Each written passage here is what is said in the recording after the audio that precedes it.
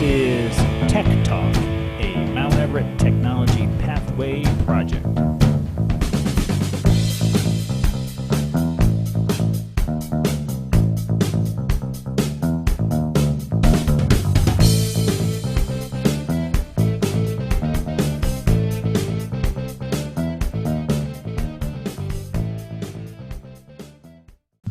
Welcome, everybody. This is Tech Talk, a Mount Everett Technology Pathway project. We're here with the Cybersecurity class from the first semester to talk to you today about our top 10 cybersecurity tips.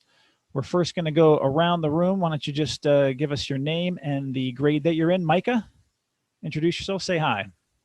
Hi, I'm Micah. I'm in 11th grade. All right. Arlo. Hi, I'm Arlo. I'm in 9th grade. Awesome. All right. Logan. Hello, I'm Logan. I'm in 11th grade. All right. And Mike. I'm Michael, and I'm in 10th grade. All right. Awesome. Okay. So this semester we did a class in cybersecurity. Project Lead the Way was the curriculum provider. So we're going to talk to you guys today about top 10 tips. And we're going to start with the big one, number one, passwords, particularly strong passwords, and what that concept is. So Arlo, can you tell us a little bit about passwords? Yes. So passwords are very important because it helps you from getting people non-secure people into your technology, whatever you have, into your computer, into your any type of password you have. It's like a firewall. It's an add-on to the firewall, if you think about it that way. All right. So particularly strong passwords, guys. Anybody got any recommendations for developing a strong password? What's entailed in a strong password? Anybody can jump in here. Length most of the time. Different kinds of characters, numbers, punctuation. Right. Very good. Yeah, you guys know what a brute force attack is? We read a little bit about that in the book, hopefully. But yeah, so brute force attack, they're just trying to guess your password, right? And if your password straight out of the dictionary with the right software program, it can be hacked in seconds. So a component to that too is the two-factor authentication. I kind of consider that to be one and the same, although not every piece of software you use requires two-factor authentication. It's probably a good idea. Anybody want to tell us about what two-factor authentication means? I want to talk about that because I had a situation today. So did you? Yeah. So two-factor authentication is another step beyond just having a password. Because if you only have your password, no two-factor, then if somebody gets your password, that's all access right there. So Yep. Two-factor gives you either a text message or an email that has to do with it's an extra password that's specialized, like a number, random assortment of numbers. Yeah, usually you get like a letters. 6-digit code or something, right? Yeah. So today, my Twitch account, somebody tried to log into it. They got my password right from St. Petersburg, Russia. Yep. Oh wow. Okay, there you go. And I had two-factor enabled, so it told me, and now my password's changed. Nice. Very good. Perfect example, right?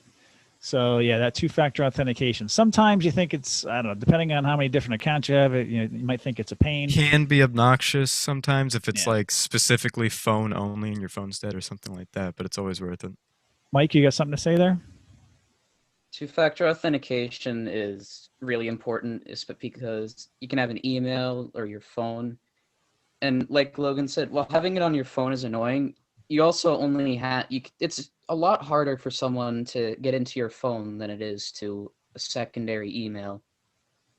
Yeah, absolutely. So I know it's just that. I deal with a lot of things that need two-factor authentication here at work, at the school. And I'll get text messages that come to my phone. The problem is that sitting at my desk, I get no cell service. I'm always walking back to the window of the tech lab to try to get the code. So it is a bit of a pain. But sometimes I can get, depending on the situation, I can get a phone call to my office phone as well. But it's just that extra layer of security, Yep. Strong passwords. Does anybody have a system where they come up with a strong password? We know that length is important, characters, uppercase, lowercase, numbers, all that kind of stuff. I had a little system where I would take like 2 words sort of like juxtapose the letters, and throw some numbers in there that I knew of importance. I don't know if anybody has a way that they create a strong password. Anybody have a way that they want to share? Or not necessarily? Just comes. Well, there is a randomizer that can pop up when you are creating a password, and it'll give you suggestion for a strong password. Yeah. Um, That's a good way to do it too. Yeah. Well, some programs will do that for you. The other one too, I was going to say, to your point about the Logan, about your Twitch account and stuff.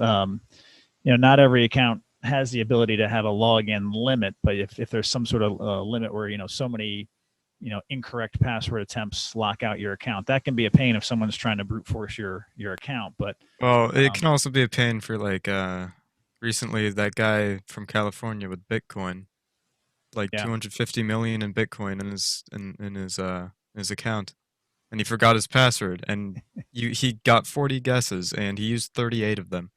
So he's got 2 guesses left to access.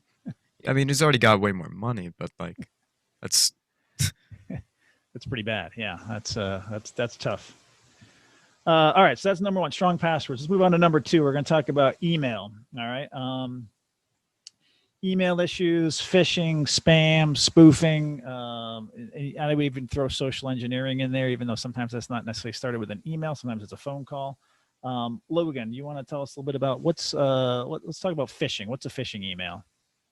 And why should we be worried about a those? phishing email is just like it's an email that's sent to a massive number of people, hoping to just get like one person to click, and just that one click will spread it even more beyond that. And it's trying to get a hook on to some information that you've got.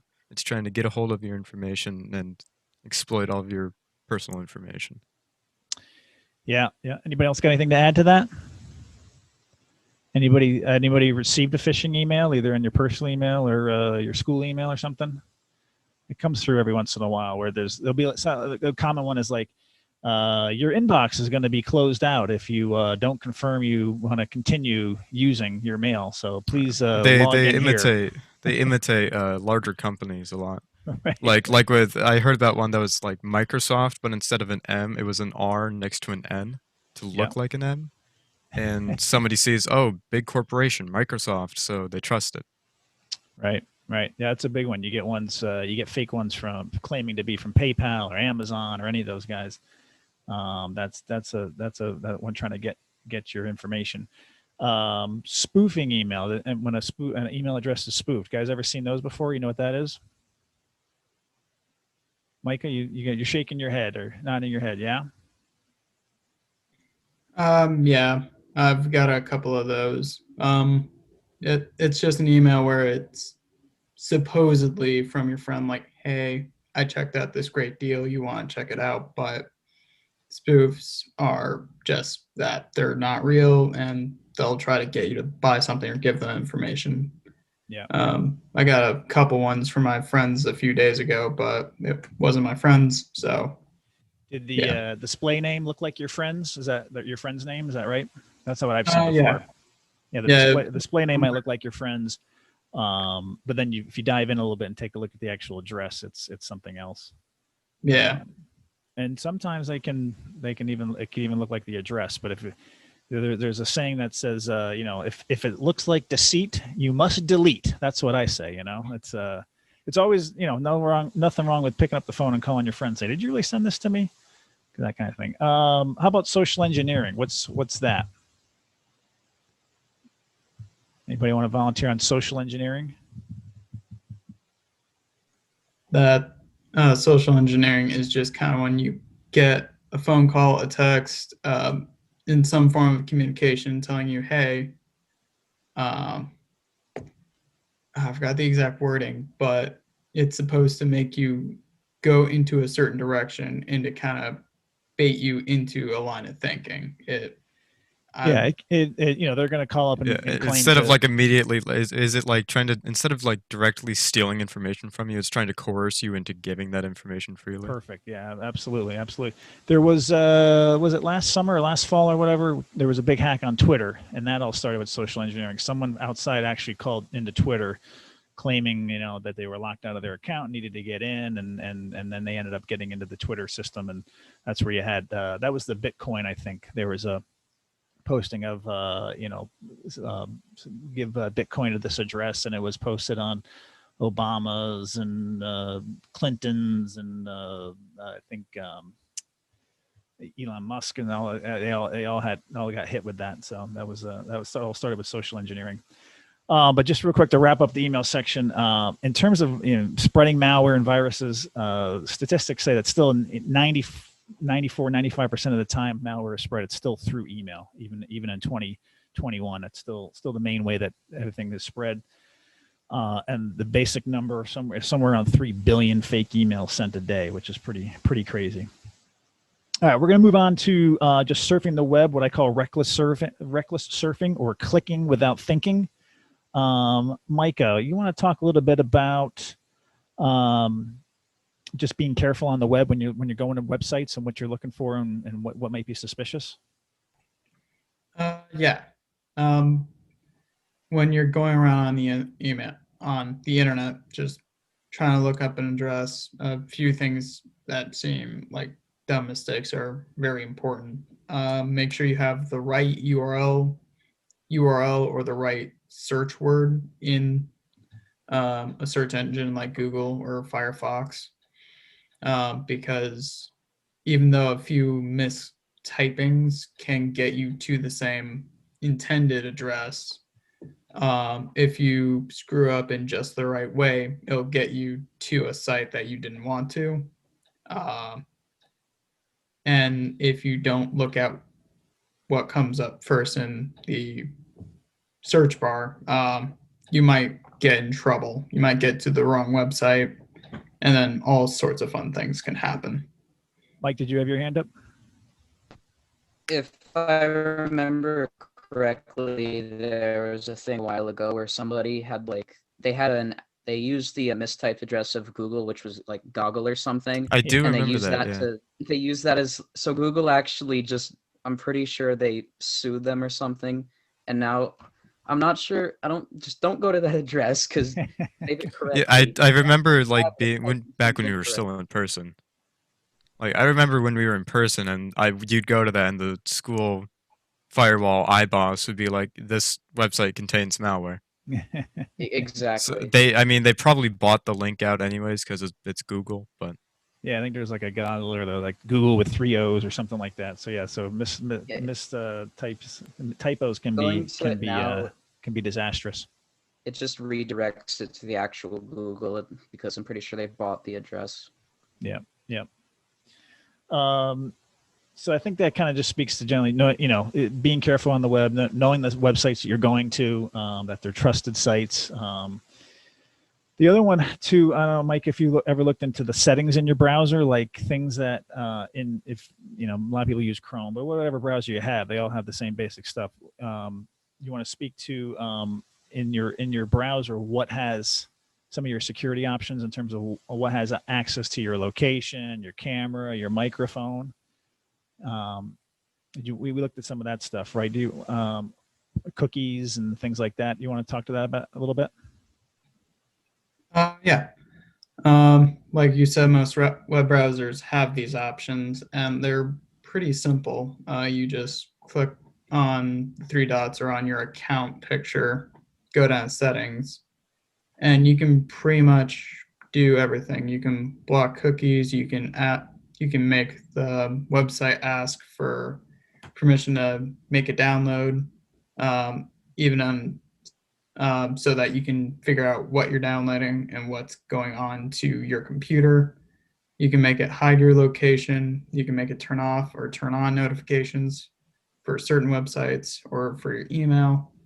And it can also notifications. That's a big one I get nowadays. That's the most common one. Like you go to some even random websites or news sites like CNN or something like that, and the top left is like, "Hey, we want permission to give you notifications." Right. I hate it. I blame phones and tablets for that. It's changed the desktop world too. I don't want all those notifications on my desktop, and it gets for the average user out there, it gets them kind of confused as to what's a real update, what's a real update notice versus just a generic notification I don't really need to know about. In some cases, they download some things that are just inappropriate for notifications and stuff, and they're coming back to you going, well, why did I get this? I'm like, well, at some point in time, you said allow. So it's important to know what can give you notifications inside there. So and then, you might your browsing history, you can clear that out if you need to. There's usually always a reset too somewhere in your browser. If you really jack up the browser and stuff, you can go to a reset and kind of get back to factory default. Mike, do you have one more thing to add? A lot of scam sites, they're just gonna try and throw as much as they can, so that way, like, one of the really annoying things that some sites do is that they constantly refresh the page, so that way if you try to back out of it, it just keeps going to the same versions of that site, so that you have to actually close the page. They use pretty much everything they can to get you to stay on the page. They overload the browser with everything they can do. Yeah, redirects and the pop-ups are the worst.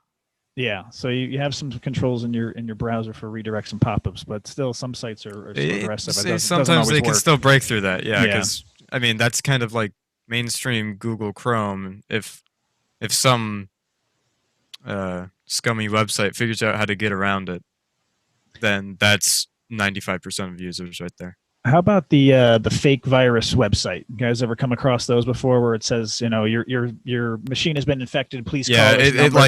It looks at whatever your device ID is, and it's like, this needs repair now. Download our repair tool. Oh. Yeah, and that locks up your machine a lot. A lot of times you're forced to go into Control-Alt-Delete just to get out of that thing. Or I guess Arlo, you're an Apple user, right? It's Command Option Escape or something on an Apple. Oh yeah, it's Command QQ. Okay. So yeah, you gotta. Sometimes they lock you up so bad you gotta. That's your only option. But yeah, it can be. So, like I said, it's knowing reckless surfing can be dangerous. Know where you're going. Go to trusted sites and know your options and your security settings. Let's move on to number 4, antivirus. Mike, I have you up on antivirus. You want to talk about that real quick? Antivirus is the second part of another thing, which is a firewall, which we're going to talk about in a second. Antivirus is typically the thing that deals with it when it's already gotten in.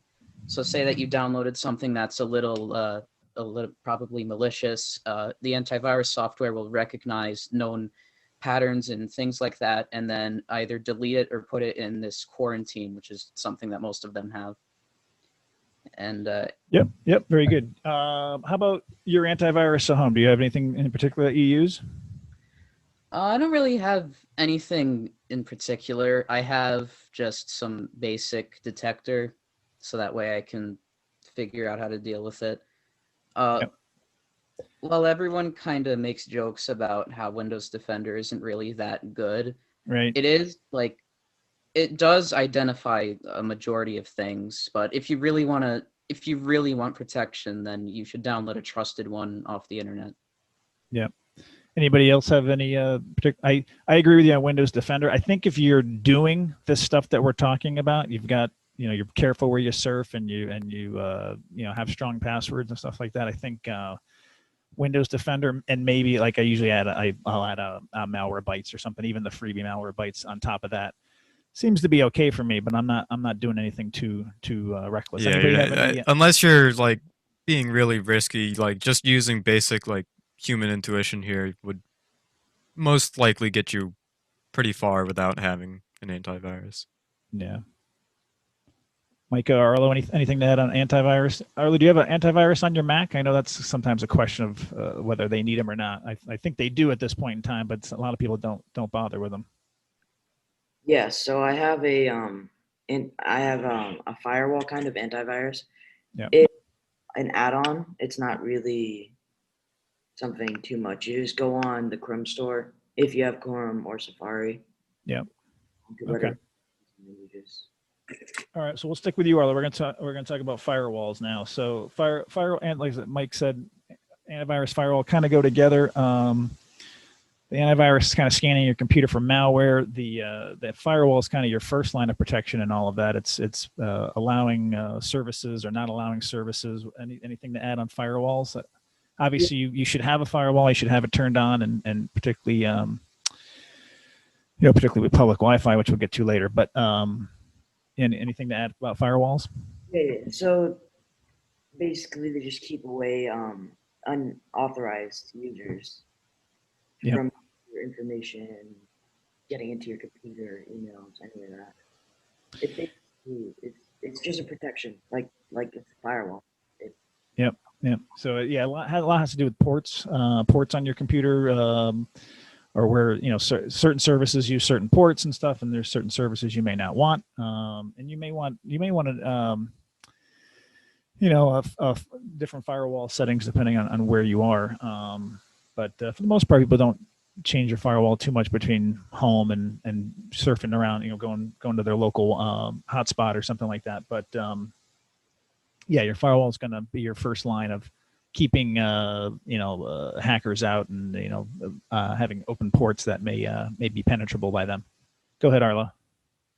Another thing to add is when you're the firewall can't always help. It helps sometimes, but if you find a USB on the ground or something and you just want to look at it, I wouldn't suggest it, because there could be a virus on there that can just get into your computer, go right through your firewall. Good point.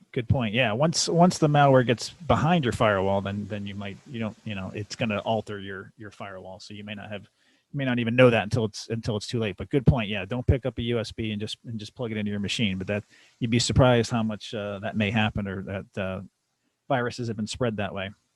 Yeah, that was how my first PC crashed, because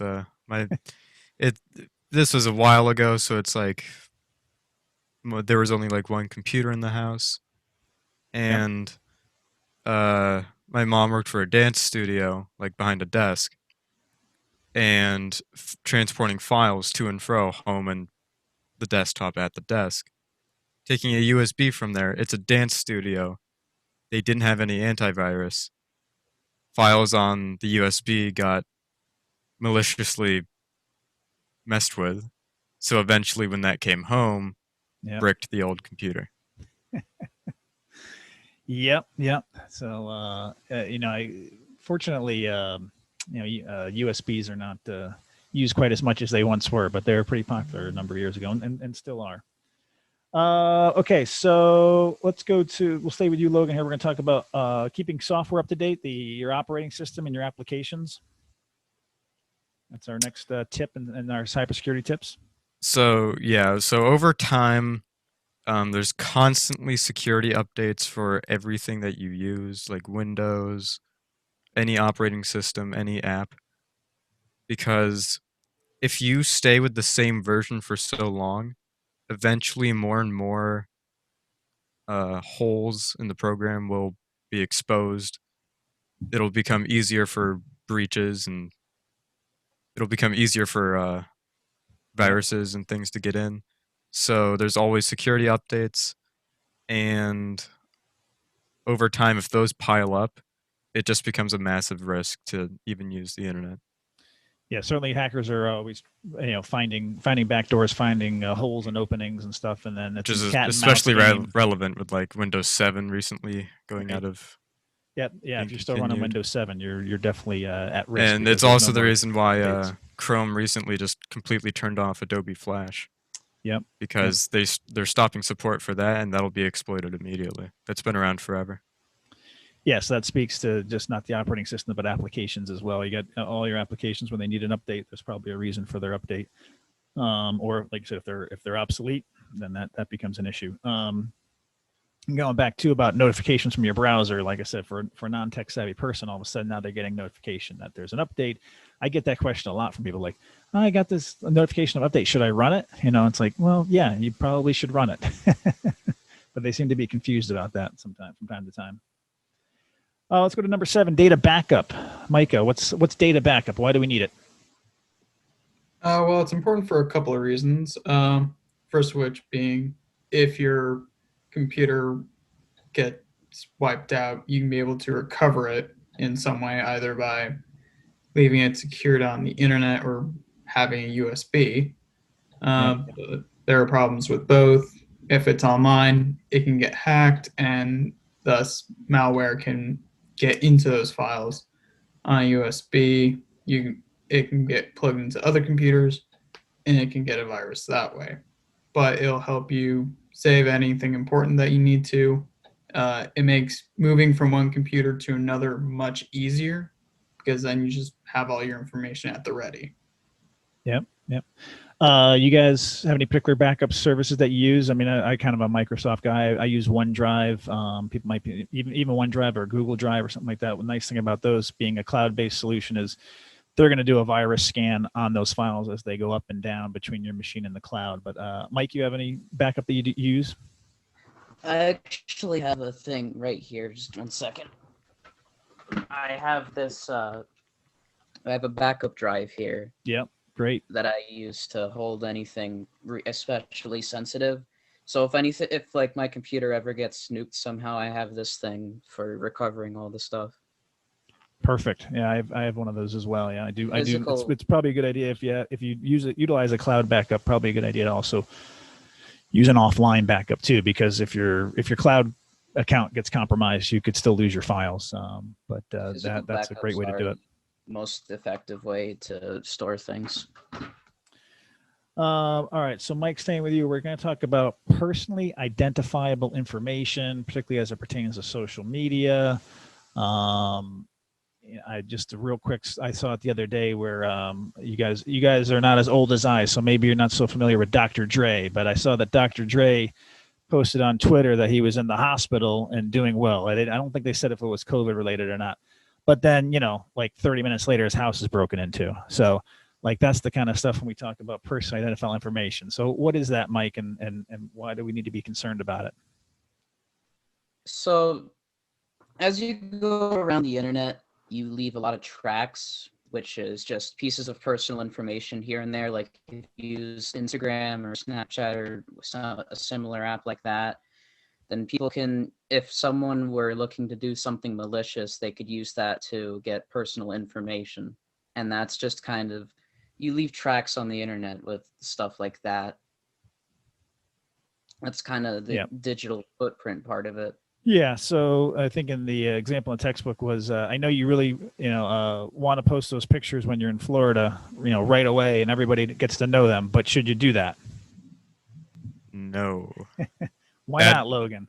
Because the second you say, hey, we're on vacation in Florida, we're not home, we're miles and miles away, anybody who's looking to get into your house they've got front door. Nobody's going to be home. Mike, you got anything to add to that? You also have PPI listed there? Yeah, I think I meant PII, personally identifiable information, yeah. Well, something going off of that, PPI is like, it means pixels per inch, but something interesting about that, I'm pretty sure there was something a while ago where people were able to track where your mouse went on the screen. Okay. Through, like, based on what the pixels were, or where your mouse was. Yeah. And they use that to kind of figure out how to place ads better. I think at least I remember there's being something about that. Sounds right. And quickly on digital footprint, I mean, probably your financial information is your most important. I know Arlo, in your response to one of the assignment there was to talk about checking your important accounts daily. I mean, daily is a lot, but I think you should definitely know what's going on your major accounts as you guys get older and you have a bank account that. Definitely good to know what may be happening there to check on a routine basis. Arlo, public Wi-Fi, a VPN. You want to speak to that? What you should be looking for in public Wi-Fi? Yeah. So what you should be looking for on a public Wi-Fi is make sure it's locked and has a password. Yep. By the restaurant and just for that restaurant or wherever you're. A lot of times they don't. Sometimes you have a guest network that's completely open.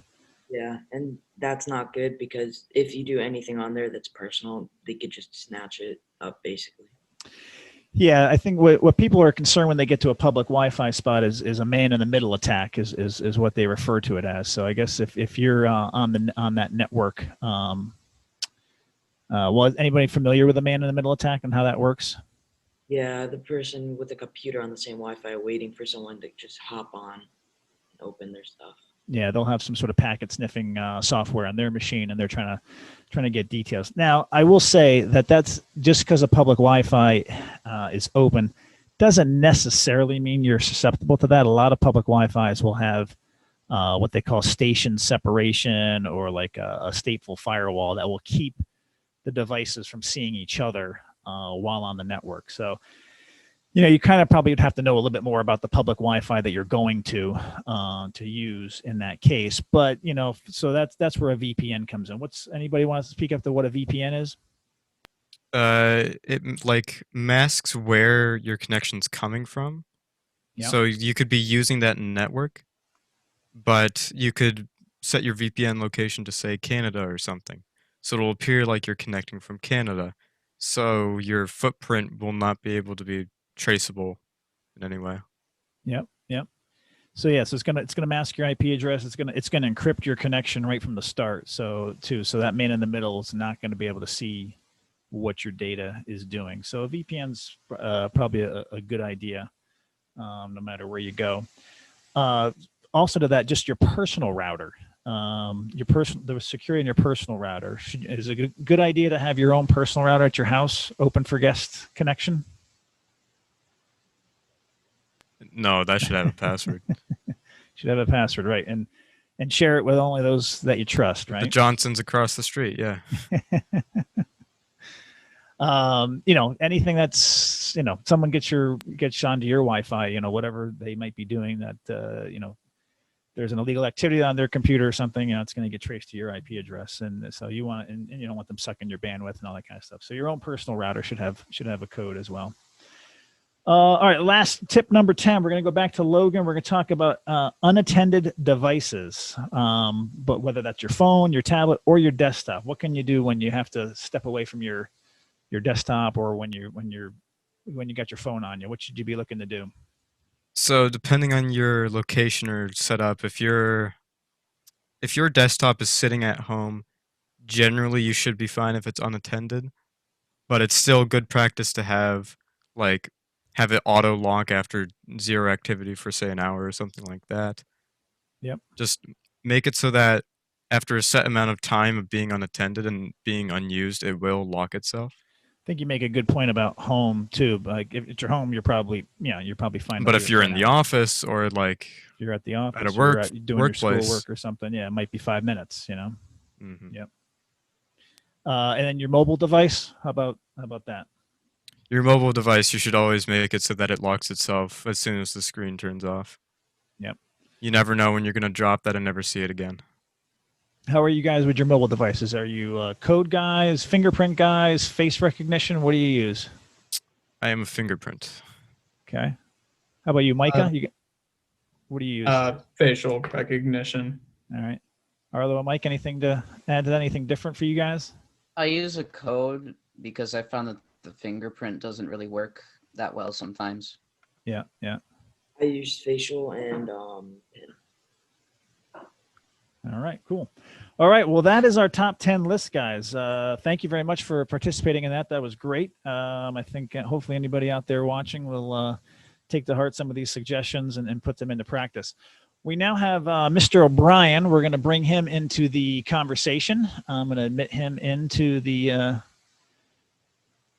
show here. Here he is connecting now. There he is, Mr. O'Brien. Hey, hey. See, his audio says he's still connecting. There he goes. OB is now connected. Hey, OB, how's it going? You're on mute there, OB. I'm mute. Ask to unmute. How's that? There. Now we got There you. we go. Now we got you. Very good. Very good. Sorry, we kept you waiting in the waiting room there. Sorry about that. But No problem. these guys were having a very good, involved conversation about cybersecurity. So That's encouraging. we'll take you around the room real quick. We got Micah Ketchen, we got Arlo Morell, we got Logan Reynolds, and Michael Fass. So these Nice to guys meet you are all. the cybersecurity group for this first semester. We're going over our top 10 cybersecurity tips. We kind of went through all of that. And we brought you on the show. I'll just give you a quick introduction. Mr. O'Brien, a longtime educator here at Southern Berkshire Regional School District, a science teacher, tech director, robotics coach, and quite active in the community, particularly Historical Society, Senior Center. He is a tech-savvy senior, is what I would call him. And I know that we have some seniors that are not so tech-savvy, that you work with yourself. You get asked questions, you give advice to some of your friends and whatnot. So as we go through our tips here, I guess the question for you, we have you on the show to ask you, what is it that you find from your friends, those non-tech savvy senior citizens? What is it that they struggle with the most? That's a great question, and thanks for having me join you today. So it's a wide variety. Some of it focuses on peripheral devices like printing or hooking up a Roku streaming player. What does that mean? How does that work? But most recently, because of COVID, I've had several friends who had to renew their driver's license. Yeah. And they may know the technology a little bit, but they're not tech savvy enough to feel comfortable doing the driver's license thing and uploading documentation that they might have to do. That also applies to Medicare, Social Security, a lot of online forms. I'll tell you the big one where you guys could really make a difference right now is the whole vaccination thing. It appears that one of the major ways for me or you or your students to schedule your vaccination is to go online. Well, that's a natural thing for those of us who are comfortable with it. But so many of my friends right now are going, what am I going to do? I said, well, you're going to come over to my house, and because of COVID, we'll sit out in the cold. I'll pull up my laptop, and you'll give me your information, and I'll put it in. And I've done that, not for vaccinations yet, but I know that's coming. I've done it for the Social Security stuff. I've done it for Medicare, and I've done it for my friends with their licenses, renewing their licenses, because you can't go to the place and do this. And they call, and you get put on this call waiting sort of thing, and they're there for 2 or 3 hours waiting for somebody to contact them. So that is a big frustration for probably just about everybody, but in particular for seniors who it ought to be easy. It should be a simple sort of thing. So that's one.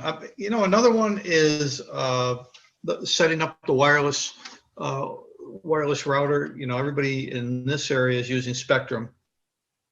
And you'll get a Spectrum box all set up, but maybe it doesn't extend to as far as you want it to go. So I'll have my friends contact me and go, hey, can you put in another Wi-Fi box? Yep. Let me walk you through it. Oh, no, how do you do that? It's all like a mystery to me. You should plug it in, put in one word, and it should work. It doesn't. It never does. And so I'm constantly on the phone with folks with that. Just one that happened last night. I have a friend who wasn't feeling well, and he had texted my other friend all this information. And my friend is like retyping it, and then he stopped retyping it to me. Then he left me a voice message, and he said, there's got to be a way for me to like send you his text. And I go, right. Well, yeah, there is. Just press it, hold it down, and say send to share with. And it's that kind of thing. Seniors don't intuitively think about how that might work, but when you've been around it a long time, it seems there's a logical thing. So to me, I will tell you this. This is great advice for young folks with older folks. I no longer say, oh, this is easy, let me show you. I never say it's easy. Because it's easy to me, but it never is easy to the person asking the question. Yep.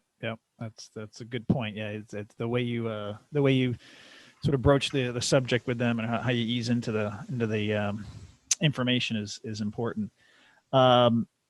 So that's interesting that you're so a lot of it is a lot of their technical concerns are just kind of making things work or making them easier. We went through our security tips, and we talked about like operating system updates, and now all these notifications you get from your browser and stuff like that. Do you get your people contacting you like, not sure if I should run this update, or I'm getting these pop-ups all over the place? How do I handle that? Like those frustrating type of elements. Even the kids here said some of those things are frustrating to deal with. They drive you nuts. Yeah, oh yeah, that's a common one. And what I try to tell people is if there's a pop-up that wants you to click on something, just don't click on it. Right. So illustrate that in a couple ways. A neighbor of ours, former teacher, actually, I won't use his name because he might be a little embarrassed about it, but he frantically called me up a while back and he said, Obi, Microsoft is on the phone with me. A thing popped up on my screen and they said I have to pay them. They won't let my screen go. I said, unplug the whole thing. Just unplug it. He said, what? I said, unplug the power. He had gone all the way to calling the people. Right? Yeah. So he had gotten to the point of actually just about giving the credit card number because he was panicked. Yeah. That screen popped. I don't know if you've ever seen that screen. Maybe you guys have. But we talked about it earlier. Yeah, absolutely. Yeah. Even though you have antivirus software, which I have McAfee and Malwarebytes. I have all that on my own. That exact thing just happened to me actually this morning. The whole screen went blue, big Microsoft thing there, and I was able to click off it. He wasn't able to click off it. So when we reconnected put the power back on his computer, and I got over there, the person who had taken over his computer, and they were already on the computer. The mouse was moving. So we just disconnected the entire internet, and then I had to go back. I had to go back in time. I call it the Wayback Machine there, right? And redo that. Now I have another elderly friend who's in his 80s, who's constantly on the computer, sends me 10, 15, sometimes 20 emails a day about this thing and that thing. And he is forever doing what I just said. Something will come up. He's at so many websites that something comes up and he'll click on it. So what do you think his solution is? Now he's got Malwarebytes and he's got the antivirus, but what do you think the easiest thing for him is to do? Go to the Wayback Machine. Yeah. He reformats, so he goes right back to scratch. Yeah. He does it every 2 weeks, just as a matter of fact of doing it. Really? That's, wow. I wouldn't think of doing it that regularly, but I guess that's. Well, if you don't have a lot on there, if you're not risking a ton of files or anything like that, that's completely fine. I suppose when you talk about it, the people you're talking about are really just surfing the web. They really just want information, check their email, get their basic news or whatever, and then they might kind of get wandering and clicking clickbait. And they're most likely they're using Edge or something that's already baked into Windows, so they don't need to install a new browser every time. Yeah, that's true. Yes, and they do say they're with this particular gentleman, his files he doesn't save much, so it's not and you can save your files. And I walked him through that whole process, but he'll email me and he'll go, well, it's getting that time. I'm going to reset the computer. I'll talk to you in a couple hours, and but he knows how to do it. So that's what that actually works, and that's a PC guy. So if you take the other crew, the Apple people, I don't hear from Apple people. Apple people never ask me a question. Right. And maybe some of them nowadays are doing more on tablets than they are with a desktop. Yeah, I think so. And Chromebooks. I mean, that's the next thing when I have folks who just want to browse and do stuff. Just get a Chromebook. Yep. Which I ask you guys a question about Chromebook, because it's a friend of ours, Pat, wants to get a Chromebook, and he needs no antivirus or malware on the Chromebook. Is that correct? That's a good question. Well, I mean, the question is like whether Chromebooks actually like have it or not, because it's a completely different operating system. Right. You're not going to have ye old Malwarebytes. Yeah, I was going to say usually their commercials try to advertise and pinpoint, updates and security, automatic. Yeah, they'll probably do it like most phones do, with like every month they'll just have a security update that comes out that you'll have to update to, and that'll cover it. So it's like it's the Android operating system, I'm guessing, right? Yeah, it's called Chrome OS, but it's based off Android. Yeah. Yeah, anybody here have a Chromebook? Any of you guys, 4 guys, have a Chromebook? I don't have one, but my siblings do for school. Well, let's see. I'm just looking at the Malwarebytes site, actually talking about Chromebooks are supposed to come with sufficient built-in security, but is it really true? The built-in security features include automatic updating, verified boot, encryption, recovery. So yeah, I don't know. There's a blog post on Malwarebytes, and there's probably some sort of security and malware available in the Chrome store that you could probably utilize. But I wouldn't imagine it's as much of a risk as your PC for sure. Yeah. Yeah, it also means that like a virus or something would have to be especially made for Chrome OS or something like that in order to efficiently get on there. Anybody else have any stories? We're talking to Mr. O'Brien here about seniors and technology. Anybody got a story of like a grandparent or a aunt, uncle, or somebody that has a funny tech story? Or at least, do you have one that whenever you go over, they go, "Here, fix this"? They hand it to you and tell you, I'm Micah, I'm glad you're here. Come look at the TV. Come look at the computer, right? Do you get any of that, guys? Yeah, there are a few funny stories, but my grandparents know how to operate the computer fine enough on their own, but then there's the occasional thing where I don't even know what the problem is and they can't exactly communicate it to me. So it's just half the time it's just trying to research what's happening. It's always like you're both speaking English, but there's still a language barrier. Yes, exactly. That's a great point. Yeah. Because like you're using all this vocabulary and stuff like that, but like they just don't know what any of that is. They've gotten themselves down a rabbit hole and they don't know how they got there. So, how can you get them out, right? Yeah. You guys in the robotics world know that I always ask you about what's the variable, what did you change that caused something? So a lot of times I'll say, okay, so you're in this position. How did it happen? What did you do? What were you doing before it happened? And I think it's pretty true what you just said, Chris, is that you don't remember because you did 15 different things and you're not sure which one of those 15 caused you to get jammed up. Yeah. Yeah. All right. Anything else to add, or does that pretty much cover it for right now for in terms of seniors and their tech issues? I think so. Like I said, I think one of the services you guys could do if you could figure out a way to do it is help people with signing up for their licenses, the online form, and the vaccination stuff. And I went on the vaccination page last night. I can't sign up for it because I'm not 75, but I will be able to in a couple of weeks. So I'm looking at it and I'm going, oh my God, it was like 2 pages of information and they wanted all kinds of stuff. And I think there even was on that. Yeah, I think they wanted an upload of my insurance card or something.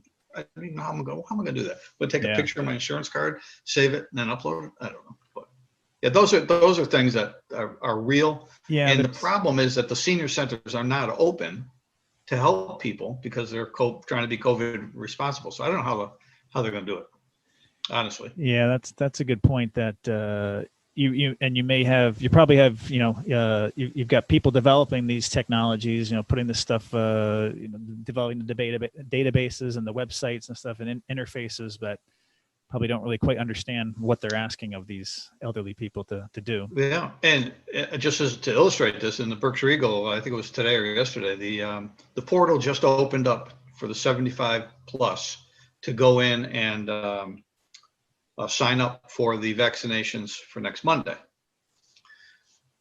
It crashed. And too much server load. Yeah, and the website kept, keep trying. That just turns people off, and you just get so frustrated. And then it's phone number. It's unfortunate because like government websites and stuff, like you pay these web designers so much money, like make this beautiful website, but it's still not gonna affect anything. Like it might look pretty, but like what you said with uploading a ton of information, it's got to be functional for everyone. Yeah, great. Yeah. Capacity probably more important than design, right? So it looks like we lost Micah here. I guess, man, I don't know if he dropped off the call or his internet is an issue or whatever. Mr. O'Brien, we're thank you for coming on and joining the show today. Do you want to stick around for our last little bit? We're going to read about the SolarWinds hack. I did want to hear about that. And while you're getting into that, have you talked about Stuxnet? I'm not sure if I'm saying it right. The Stuxnet, yeah, there's a Stuxnet documentary on YouTube. I posted it to the Google Classroom that we had. I didn't necessarily make it an assignment per se. It was just kind of like a interest thing. But yeah, if we were together in a regular class, I certainly would have watched that in class. Yeah. Yeah, it's a crazy story with how somebody hacked these centrifuges making nuclear fuel, and I think it was Iran. Yeah. Yeah, that's a crazy story. This SolarWinds thing. I was going to have Micah. I think, right? Was it Micah was going to read paragraph 1, but he seems to be gone. So, does anybody else have that in front of them, or do you want me to take it? I can take that if you want. So, well, we just been trying to boil this down into what seemed like this, unbelievable hack of U.S. Treasury and Homeland Security and whatnot. You at the surface, it looks like this tremendously. Oh wait, actually, I think Micah shows he's coming back here. Hang on one second. I'm admitting him back into the room. But yeah, on the surface, you look at the SolarWinds, and you go, my goodness, how could this possibly happen? It looks so complex, but we're going to find out that it's actually not. Well, certainly the hackers knew how to develop malware and get it in the right places. It wasn't quite as sophisticated as you might originally think. Micah, you're back. Go ahead. Yeah, my computer crashed. I'm not quite sure what happened there, but yeah. Do you have that paragraph 1 of the SolarWinds? Yep, I have it open right here. Before, but we got rid of it. But that's all right. We'll deal with it for the last bit here. Want me to start? Yeah, go ahead. Right. SolarWinds, a major U.S. information technology firm, was the subject of a cyber attack that spread to its clients and went undetected for months, Reuters being the first reported last week. Foreign hackers, who some top U.S. officials believe are from Russia, were able to use the hack to spy on private companies like the elite cybersecurity firm FireWall in the upper echelons of the U.S. government, including the Department of Homeland Security and the Treasury Department. All right, good. So that came from Business Insider. So you might not even know what SolarWinds is. They're like an IT. They got some like IT management software, and a lot of clients use their stuff to manage their networks. So. And so obviously the U.S. government was a big client of theirs. So, and they mentioned that FireEye. So private companies like the elite cybersecurity firm FireEye was what kind of got wind of this. So Mike Fass, you have the second paragraph talks about FireEye. FireEye describes the infection route as follows. So you want to. Now, you don't have to, be a cybersecurity expert or a programming expert to know DLL files and what they are and that kind of stuff. That's not as exactly important, but I do want to just have Mike talk to us about where they put the malware and how you got it. So can you read that second paragraph there, Mike? Yeah, you got it. The Trojanized update file is a standard Windows installer patch file that includes compressed resources associated with the update, including the Trojanized SolarWinds Onion Core Business Layer DLL component. Once the update is installed, the malicious DLL will be loaded by the legitimate SolarWinds Business Layer host executable or Business Layer host ×64 executable, depending on what the system's configuration is. Okay, now, so yeah, go ahead, Mike. One more thing to add. Yeah. A security researcher said that he warned SolarWinds in 2019, 2 years ago, that the company's update server could be accessed using the password SolarWinds123. There you go, right? So what was our number one cybersecurity tip that we just talked about at the beginning of this show?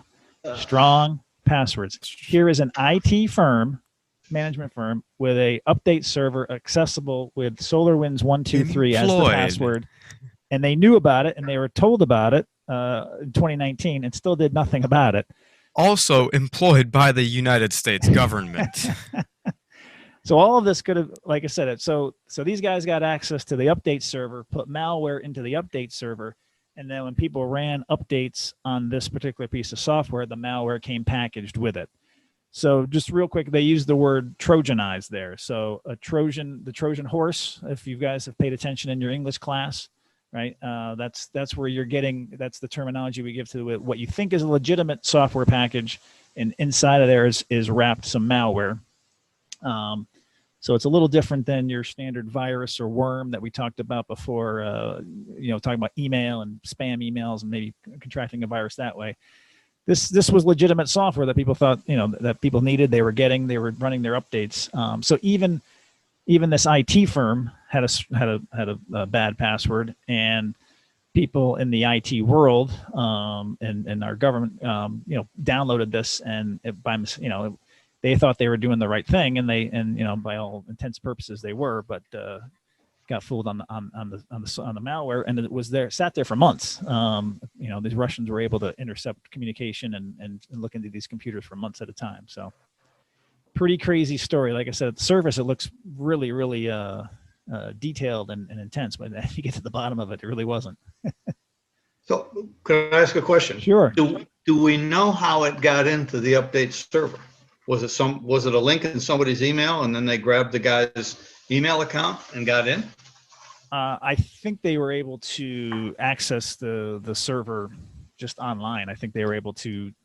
I don't know if it was directly through a web interface or Well, command it line says that interface or like their something. server was accessible with a password, so it probably involved like some sort of account or something like that.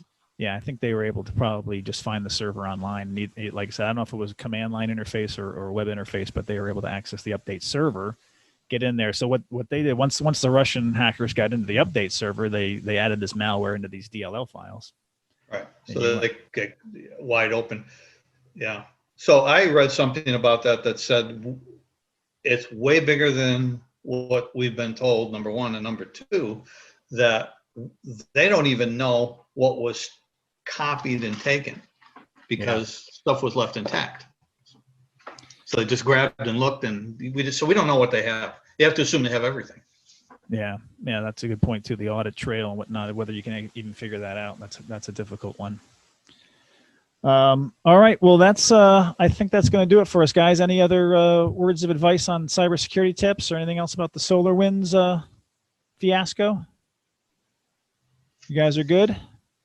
All right, I see. I did go with the virtual background. So did Micah. Micah, you just grabbed the picture of the world there. It was the third option in Zoom. Looked appropriate. So anybody know what's behind me? Any of you guys? I know exactly Is it a what it specific is. Location? I know what it is. What is it? It's from Your Generation, a movie. Yep. Launch the bombers. It's War Games. War Games. Matthew Broderick. The first time I ever, as a kid, saw somebody use a phone and dial in. He actually put it on the modem, and it all dialed in. And he got into the government servers and almost started a nuclear war. Now, what's funny is, so the maps behind me are all potential nuclear strikes in a mock war being run by a computer simulation.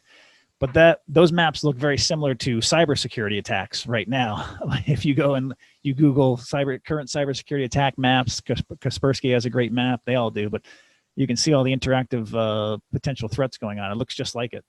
It's crazy. Yeah, that's an amazing. It's such a different world, isn't it? With what's going on with our technology. That's literally how warfare is going to be from now on. It is how it. We're not going to be sending troops to Russia. If we ever went to war with them, it's going to be over the internet. The latest one, Logan, is the spy satellites that the countries are launching that can shoot down other spy satellites, that can disable them while they're in space with a high powered laser. I did see some of that. Yeah. Yeah. So wipe out your whole take out your communication system prior to a war, right? So somebody gets up there, they find the satellite that does the communications for a particular country. They zap that satellite that's doing the communications and go right on down the line. Yeah, that'd be the first line, right? Take that out. Yeah. So I'm reading a book called Threat Bias, and in it they talk about a hack on the FBI, and the chief technologist guy goes, "Well, we've got some POTS lines," and the rest of the security guy goes, "What's a POT line?" I know. Yeah, plain old telephone service. Yeah, plain old telephone. And so you guys still have POTS. You have a few, right? At the district? We have some pot lines that back up the T1 line. Yeah, but so all our main phone, as long as the internet's working for the phone line, yeah, then we're not. But or if we fill up the T1 line, it'll spill over to the pot lines. Yeah. But if the internet goes down, do your pot lines still work for you? Well, it's two connections. We was one internet connection for actual browsing and one internet connection for the phone. So they're not tied together. Oh, okay. So that T1 that never goes down. So knock on wood, so it hasn't gone down. Any phone service issue we've had has just usually been internal to the internal system. Yeah, well, that's good. All right, fellas. Well, thank you very much for joining us today. Like I said, Enjoyed it. thank you. This was our tech talk, as we call it, and this was our first episode. So we hope everybody enjoyed it, and thank you guys for joining me. We'll see you again soon. Take care. Yeah.